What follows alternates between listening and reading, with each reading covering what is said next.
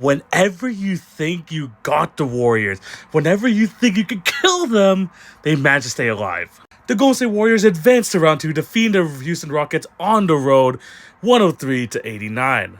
And I will say this, the Houston Rockets, for the most part, dictated this game, played the right defense. Yes, their offense was struggling for quite a bit, but for the most part, they were playing on their terms. Just like most of the series, where the Golden State Warriors were struggling offensively against the Houston Rockets team, especially the supporting cast.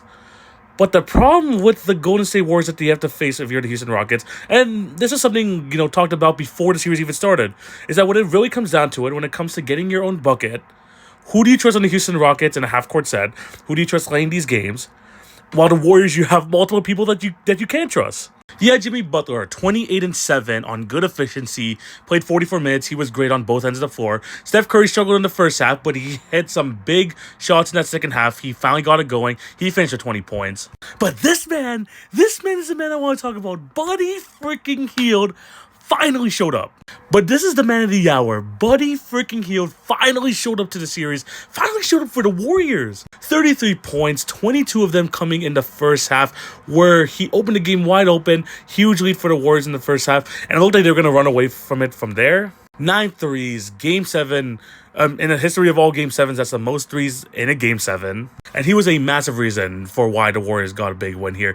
He not only did he hit big shots in the first half, but in the 2 fourth quarter threes, big time. But going back to this game, I felt like the Houston Rockets did have their opportunities, but it felt like they had to work for every single one of the buckets. Their three-point shot wasn't hitting.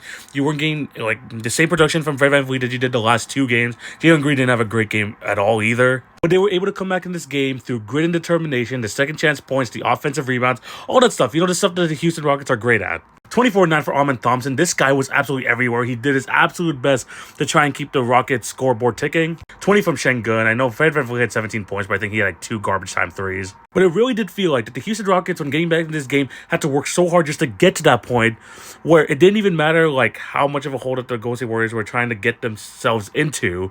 All they needed was a Curry flurry, a big-time run, and they were back to winning by double figures, 15-plus points. In this game, it was a lot of different people. Again, Steph, Jimmy, Buddy, even Draymond at 16.